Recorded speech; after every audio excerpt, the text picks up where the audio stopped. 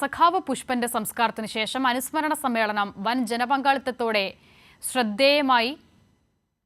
ഒരു കാലഘട്ടത്തിൽ പുഷ്പനോടൊപ്പം ഡിവൈഎഫ്ഐയിൽ പ്രവർത്തിച്ചവരും ഇപ്പോൾ വിവിധ സംസ്ഥാനങ്ങളിലെ നേതൃനിരയിൽ പ്രവർത്തിക്കുന്നവർ ഉൾപ്പെടെയുള്ളവർ അനുസ്മരണ സമ്മേളനത്തിന്റെ ഭാഗമായി.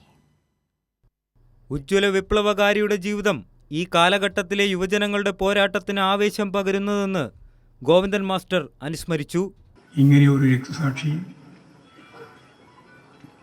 കേരളത്തിൻ്റെ ചരിത്രത്തിലല്ല, ഇന്ത്യയുടെ ചരിത്രത്തിൽ തന്നെയില്ല.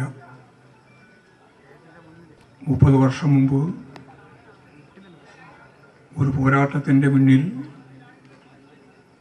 വിരുമായി ഉയർത്തിപ്പിടിച്ച് ഉജ്ജ്വലനായ ഒരു പോരാളിയായി മുന്നോട്ടേക്ക് പോയപ്പോൾ ശരീരത്തിൻ്റെ അവയവങ്ങൾ തകർക്കത്തക്ക രീതിയിലുള്ള വെടിവെപ്പിൻ്റെ ഭാഗമായിട്ട് ജീവിതം ഏതാണ്ട് അവസാനിക്കുന്നു എന്ന തോന്നലുണ്ടാക്കിയ കാലത്തെല്ലാം എല്ലാ വെല്ലുവിളികളെയും അഭിമുഖീകരിച്ച് സഖാവ് പുഷ്പൻ ഓരോ ഘട്ടത്തിലും ജീവിതം തിരിച്ചു പിടിക്കുകയായിരുന്നു. തന്റെ പ്രസ്ഥാനത്തെ അവസാന നിമിഷം വരെ ആദരവോടെ സഖാവ് പുഷ്പൻ കണ്ടുവെന്ന് ഇ പി ജയരാജൻ. പുഷ്പന്റെ കരുത്ത് പാർട്ടിക്ക് മുന്നോട്ടുള്ള ഊർജമാകട്ടെ എന്നും ഇ പി ജയരാജൻ പറഞ്ഞു.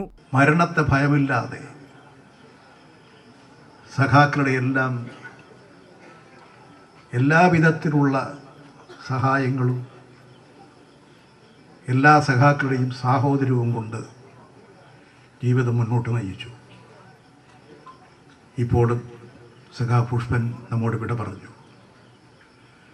ഇവിടെ പറഞ്ഞതുപോലെ സഖാ പുഷ്പൻ്റെ കുടുംബാംഗങ്ങൾ, അദ്ദേഹത്തെ ചികിത്സിച്ച ആശുപത്രി, ശൈലേഷ് ഡോക്ടർ ഇവിടെയുണ്ട്. എല്ലാ ദിവസവും രാവിലെ അദ്ദേഹം കോഴിക്കോട് ബേബി മെമ്മോറിയൽ ഹോസ്പിറ്റലിലെ സർജനാണ്. പക്ഷേ ഓരോ ദിവസവും അവിടെ അഡ്മിറ്റ് ചെയ്തതിന് ശേഷം പുഷ്പനെ നിരീക്ഷിച്ച് വോയിസ് മെസ്സേജായി